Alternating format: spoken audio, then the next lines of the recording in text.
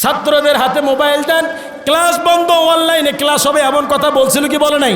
আপনার কি মনে হয় দেখা যায় যে বাবা নিজের রক্তকে পানি বাড়াইয়া মানুষের কাছ থেকে কর্জা হাসানা করে সন্তানকে মোবাইল কিনে দিয়েছে, অনেক দামি মোবাইল, যেহেতু সন্তানকে বড় অফিসার রূপে দেখতে চায়।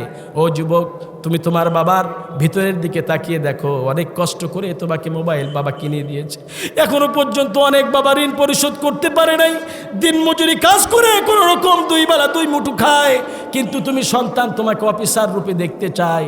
প্রত্যেকটা বাবা মার মনের আশায় এমন জাগে, ওই সন্তানকে যখন মোবাইল কিনে দেওয়া হলো, ওই সন্তান মোবাইলে ফ্রি ফায়ার আর পাবজি গেম খেলে এই সন্তানের জীবন যেন ধ্বংস হয়ে পড়লো। কথা বলেন ঠিক কিনা?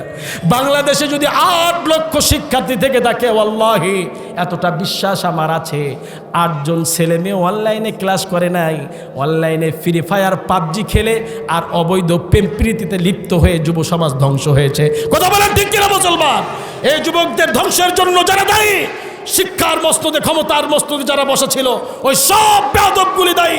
কিয়ামতের ময়দানে যুবকের পিতা আমরা অবশ্যই যারা দেশ পরিচালনা করেছিল তাদেরকে আল্লাহর আসামির কাঠ করে দাঁড় করাবো। ঠিক কিনা বলো মুসলমান? আমরা ছেড়ে দেব না। আমার যুবক ভাইয়ের জীবন ফিরিয়ে দাও। কেন নষ্ট করলে তার জীবন? এই সুন্দর জীবনটা তুমি নষ্ট করে ফেললে।